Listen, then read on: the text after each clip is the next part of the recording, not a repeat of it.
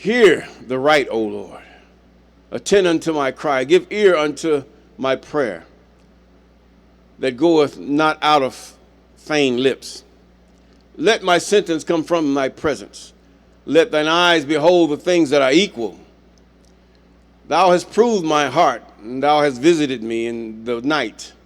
Thou hast tried me, and thou shalt find nothing. I am purposed that my mouth shall not transgress. Concerning the works of men, by the word of thy lips have I kept me from the path of the destroyer. Hold up my goings in thy path, that my footsteps slip not. I've called upon thee, for thou wilt hear me, O God. Incline thine ear unto me, and hear my speech. Show thy marvelous loving kindness, O thou that savest by thy right hand them that put their trust in thee from those that rise up against them. Keep me as the apple of the eye. Hide me under the shadow of thy wings. From the wicked that oppress me, from the deadly enemies who compass me about. They are enclosed in their fat. With their mouth they speak proudly. They have now compassed us in our steps. They have set their eyes bowing down to the earth. Like as a lion that is greedy of his prey, as it were a young lion lurking in secret places. Arise, O Yahweh. Disappoint him, cast him down, deliver my soul from the wicked, which is thy sword. From men which are thy hand, O Yahuwah. From men of the world, which have their portion in this life, whose belly thou fillest with thy hid treasure. They are full of children, and they leave the rest of their substance to their babies. As for me, I will behold thy face in righteousness, and I shall be satisfied when I awake with thy likeness. Yes! Psalms chapter 17. Deliver me from the hands of the evil spirits who have sway over the thoughts of men's hearts. And let them not lead me astray from thee, my God. Establish thou me and my seed forever, that we go not astray from henceforth and forevermore. A prayer of Abraham, Jubilees chapter 12 and verse 20. Yes, good morning, good afternoon, good evening. Those of you on this platform and those shared platforms, we thank the Most High, even Tatan Zambi, our Father God, for you. Yes. Yes, and we thank God for those of you that have been with us from the beginning. Yes, we praise God for you. Yes. God has not forgotten you. Just think of it. He has not forgotten you.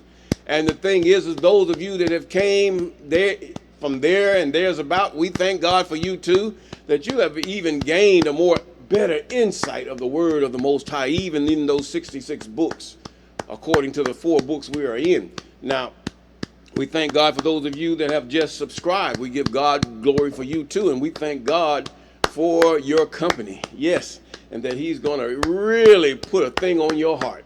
And we thank God for those of you that are about to subscribe, or you're going to come about somewhere in the shared platforms, and we thank God for you. We call those things that are not as though they are. Yes, glory to God. Yes, we're still in the book of Jasher, chapter 23.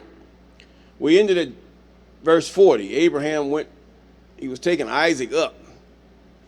He had told Eliezer and his son Ishmael to wait at the foot of the mountain. That's something the 66 books did not tell you. Now here they go. They're walking toward the place that God has instructed him to go. In verse 41 it reads, "And on the 3rd day Abraham lifted up his eyes and saw that the place at a distance which God had told him of. And a pillar of fire appeared to him that reached from the earth to heaven, and a cloud of glory upon the mountain. And the glory of the I Am was seen in the cloud. And Abraham said to Isaac, My son, dost thou see in that mountain which we perceive at a distance, which I see upon it?" Here's another lesson here. "And Isaac said unto his father, I see, and lo, a pillar of fire and a cloud, and the glory of the I Am is seen upon the cloud. And Abraham knew that his son Isaac was accepted before the I am for a burnt offering. Yes, sing that fire. You cannot go through that fire. Flesh and blood, unclean flesh cannot even behold it. Now, pay attention. And Abraham said unto Eliezer and unto Ishmael his son, do you see that which we see upon the mountain, which is at a distance? And they answered and said, we see nothing more than like the other mountains of the earth. And Abraham knew that they were not accepted before the I am to go with them. And Abraham said to them, abide ye here with the ass, whilst I and Isaac my son go to yonder mount and worship there before the I am, and then return to you. See, there's a place where some cannot tread, where those who are accepted with the Most High can go. You see, Isaac he never done anything that is mentioned in the Bible that was called sin. He never been with a woman. He didn't really be with a woman until he met Rebekah. If you read the narrative, now in these 4 narratives, it states that Isaac was 63 years old before he even met Rebekah. So what was Isaac's motivation not to even go that way? Today we're bombarded with sex, and we're bombarded with nakedness of women and women with men, and our minds are bombarded with sexual gestures and lyrics and everything else coming through our minds. And you know, it's taboo if you do not have you have not copulated with anyone outside of marriage, and that you cheat and you do this, and we're engulfing ourselves with the fleshly things.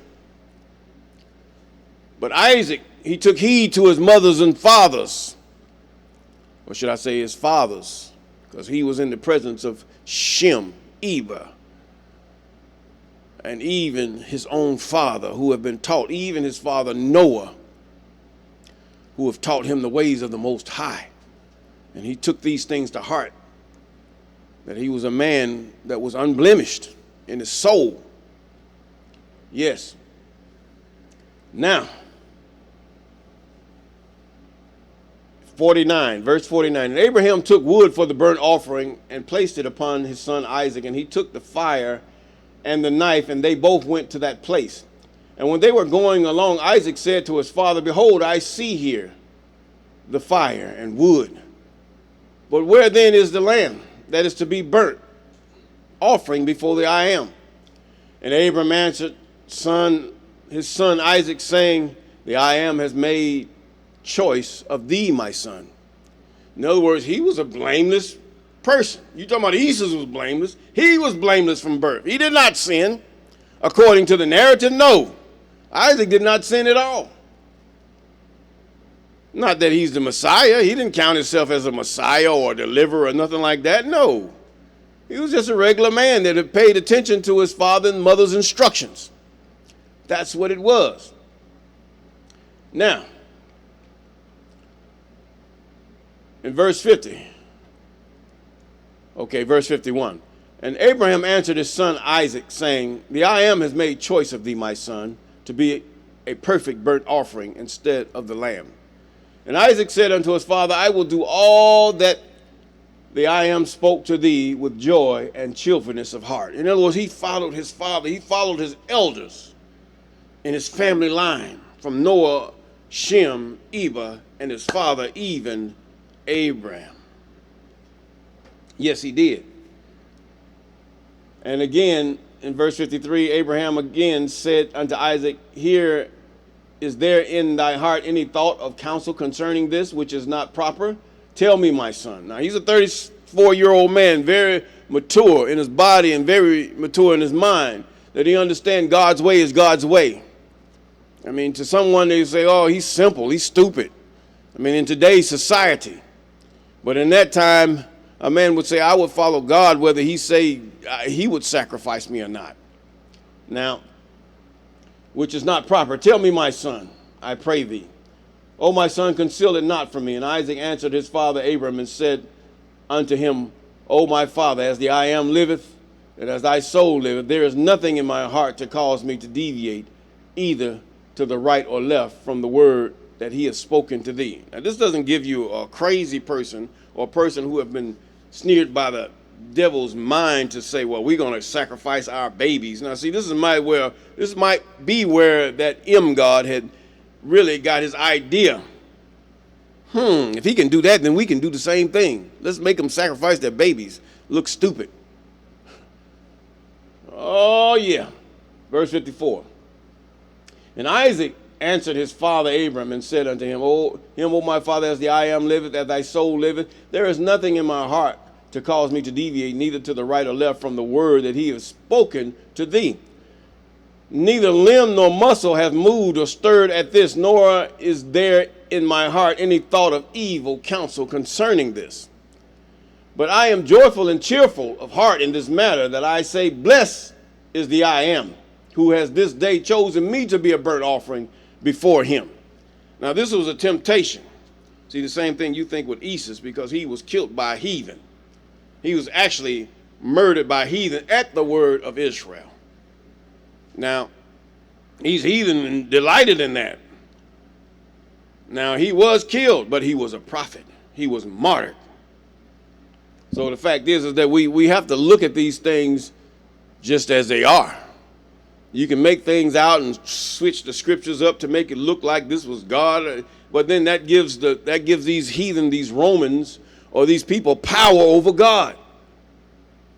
If you notice, many governments, they do have power, or they consider themselves to have power over the things of the Most High, and that they make their own laws. And this is the way of Satan.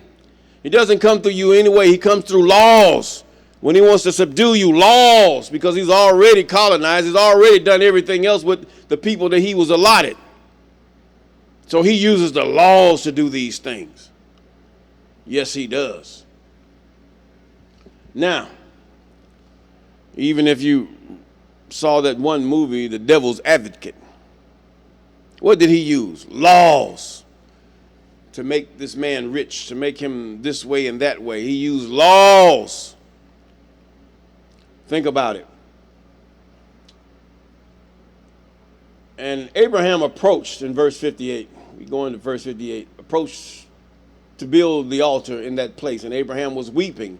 And Isaac took stones and mortar. Mortar usually was made out of lime and usually lime and pitch. They might have used mud, because it was he took stones and he helped him build the altar to have him sacrificed on it. This is how dedicated Isaac was trained to follow God until they had finished building the altar. 59. And Abraham took the wood and placed it in order upon the altar which he had built. And he took his son Isaac and bound him in order to place him upon the wood which was upon the altar, and to slay him for a burnt offering before the I am. And Isaac said to his father, bind me securely, and then place me upon the altar, lest I should turn and move. Because the flesh going to fight regardless. You can say, for God I live, for God I die, but when somebody take pain to you, you might not fear pain, but it's sure going to hurt. You might not fear the knife or the fist or any other bludgeon or sharp object to touch you. But when that flesh feels it, it's a whole different story, my friend. And this is where mind have to be over matter. Yes. In other words, you're saying that for me to live is the Most High, and for me to die is gain. In the midst of it all, yes, it's going to hurt. Yes, a person that is martyred has been in serious pain that he hollered.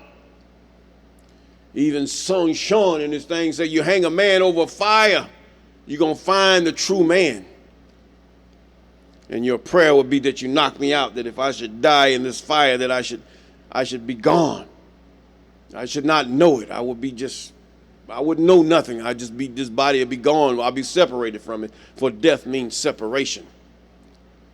That's a big thing to see. Death means separation. Separation from the body.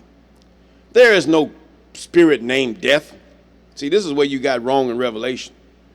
There was an angel that was over the pits and over hell, the grave.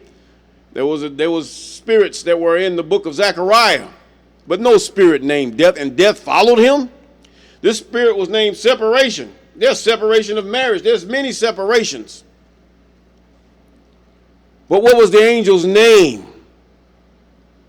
See, the book of Revelation doesn't make that known because whoever wrote that have added to or taken away from the word of the Most High, because those names are included in the book of Enoch. Now, let's continue. And Isaac said to his father, bind me securely, then place me upon the altar, lest I should turn and move and break loose from the force of the knife upon my flesh. Therefore, profane the burnt offering. And Abraham did so. And some of you would say of Christianity, it's really paganism, because God has no one beside him. Now, you would say, oh, he was talking about the Christ. I thought the same thing at one time, but I said the devil is a liar. God has allowed these things to be that Israel might forget him. That Israel, Deuteronomy chapter 28 was all through there, that God might forget him. It's not that this prophet never lived, but he was not the thing that they have infiltrated or infused in the writings that was written about him. My.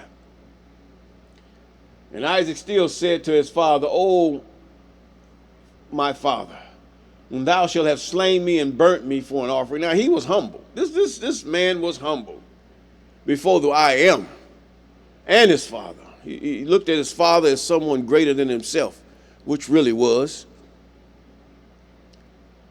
And many of you say, well, if my father did this and that, it ain't a matter about your mama. That's your father.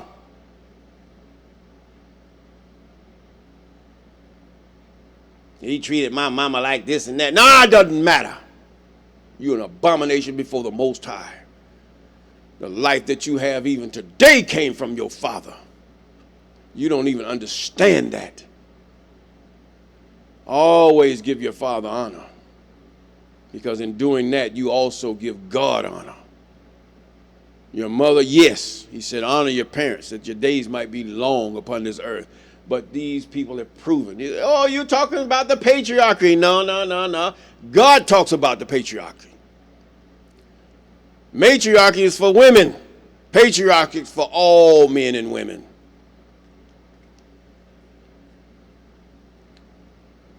How much Satan has made man error in these days, according to Deuteronomy chapter 28. Yes. Now, let's continue.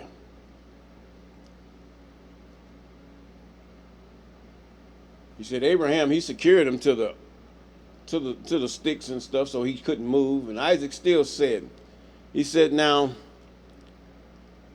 before this happens, he says, now, he said, my father, when thou shalt have slain me and burnt me, we in verse 62, for an offering, take with thee that which shall remain of my ashes and bring to Sarah my mother, and say to her, this is the sweet smelling savor of Isaac. But do not tell her this if she should sit near a well or upon any high place, lest she should cast her soul after me and die. I mean, her only son. Her only son, her whole heart was toward this one son. She knew she couldn't have another. And if this was the end of him, what would she do? She was proud of her offspring. She was proud of the seed that she received from Abram. That's what he means by the woman's seed, the seed that comes from a man. When it comes out of him, it becomes the woman's seed. Many of you have really erred in this copulation, in this thing we have with our reproduction. Yes. And he says now, lest she should cast her soul after me and die. And Abraham heard the words of Isaac, and he lifted up his voice and wept. Oh, yes. When Isaac spake these words, and Abraham's tears gushed down upon Isaac his son, and Isaac wept bitterly. And he said to his father, hasten thou, my father. Do with me the will of our God. Tata and Zambi Sinini Nini Hey Yahuwah Hawa. Yay, Yahala. Yay. Do it.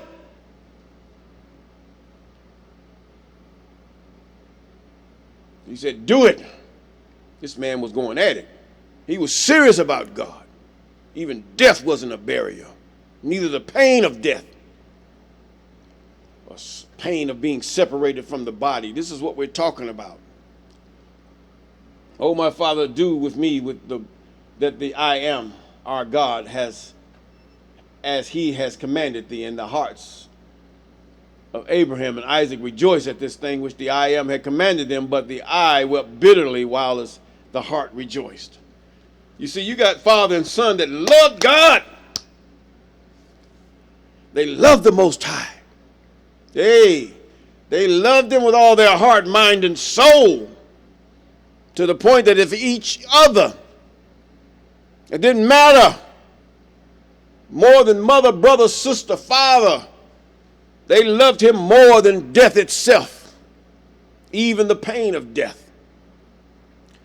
Oh, that we could get, you and I can get to that point where we love God, period. That we love to do his commandments, that we love his feast days and his commandments and ordinances and his festivals and his wave offerings and his offerings. And all the heathen has really, Deuteronomy chapter 28 have really done a job on us. And the heathen are the ones who are used to implement it, that it might come to pass. Even that they even occupy the lands which the children of Jacob occupied, from the river, the brook of Egypt, to the Euphrates River that God had given unto them. Now it's filled with heathen who have claimed themselves to be the children of Jacob. Now they war. Think about, why is that war? Why is it coming? It hadn't culminated yet. It hasn't got to a climax yet. God is doing something, Jacob. God is doing something. Now, let's continue. Now, as they tears, they rejoice at this thing which the I am had commanded them, but the eye wept bitterly while the heart rejoiced. And Abraham bound his son Isaac and placed him on the altar upon the wood. And Isaac stretched forth his neck upon the altar before his father. And Abraham stretched forth his hand to take the knife and to slay his son as a burnt offering before the I am. I mean, he ready to take that knife and slick it back and just, yeah. I mean, and once he had let go, there was nothing that could get in his way of his hand that could stop it. And at that time, the angels of mercy, they're not mercy, but angels that have mercy, God delegates, came before the I am and spake to him concerning Isaac. Now, this is an eternity that can be fractions of seconds, speed of thought. Oh, Tata Nzambi, thou art merciful and compassionate, King over all that thou hast created in heaven and in earth. Thou hast supported them all, and give therefore ransom and redemption instead of thy servant Asaka. And pity and have compassion upon Abraham and Isaac his son, who are this day performing thy commands. In other words, they're doing what you say. They're doing what you say, God. Hast thou seen, O Sinini Nanini, how Asaka, the son of Abraham, thy servant, is bound down to slaughter like an animal? Now therefore let thy pity be roused for them. The angels see your heart for them, O Lord, owner of all. That's what it means. Verse 69. And at that time the I am appeared unto Abraham and called to him from heaven. In other words, a light or whatever there. No man can ever see God with his naked eye. No way. You would not live to see another day, not even a second. And called to him from heaven and said to him, lay not thy hand upon the lad or the younger man, neither do thou anything unto him, for now I know thou fearest God in performing this act. You got to see something about God. All the nations before the Most High are nothing. They're less than nothing. They're dropping the bucket. There's nothing there. You're nothing. I'm nothing. But our confidence in him is everything to him. God have used nations to destroy nations, to enslave nations, to cause those whom he have called to forget about him, and even to the point where they're lower than the dust because they have forsaken his way. And many are still deceived to this day. The women have become naked and the men put on more clothes than the women.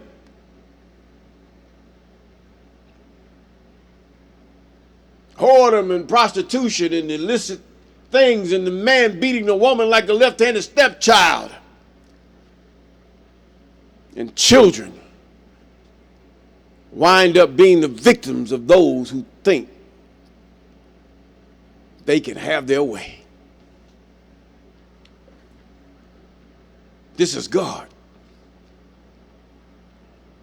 For the I Am have prepared this ram from the day to be a burnt offering instead of Isaac. You know, God already had it planned out, my man. God had it planned out. Yes, he had it planned out. And this ram was advancing to Abraham when Satan caught hold of him and entangled his horns in a thicket that he might not advance to Abraham. See, the 66 books tell you, it didn't tell you this detail, what God had done. So you have to realize there are spirits. There are spirits even in when Israel had put all their jewelry in the fire, they came out like a bull or a calf. There were spirits there.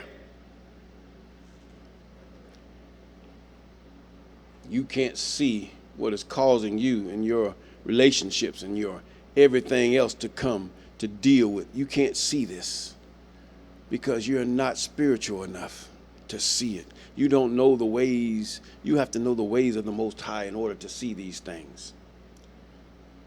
Why is your husband or your wife acting the way they do? Why are they lusting after everything else? When lust is conceived, it brings, what is conceiving this lust toward other women or things? What is causing this?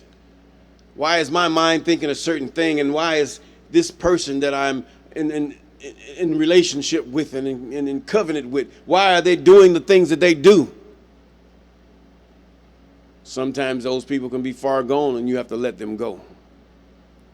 But sometimes you can pray and God can deliver them from the devil that actually infiltrates their mind and sway their hearts to do that which is evil, to not only get one but two in a whole family and bring it to degradation. This is the way it is happening. Deuteronomy chapter 28. Read it. And if you do it, you have to hold God to his word. Not only on a national level, but on an individual level. God can do his thing. Now it says we're gonna end it, I think 74. And Abraham, seeing the ram advancing to him, Satan withholding him, fetched him and brought him before the altar. And he loosed his son Isaac from his binding, and he put the ram in his stead. And Abraham killed the ram upon the altar and brought it up as an offering in the place of his son Isaac. And Abraham sprinkled some blood of the ram upon the altar. This is before the Levitical priesthood. The Levite was in Abraham right there. Passed to Isaac. Upon the altar in verse 74, and he exclaimed and said, "This is in the place of my son, and may this be considered this day as the blood of my son before the Most High." And with that, we're going to say, peace.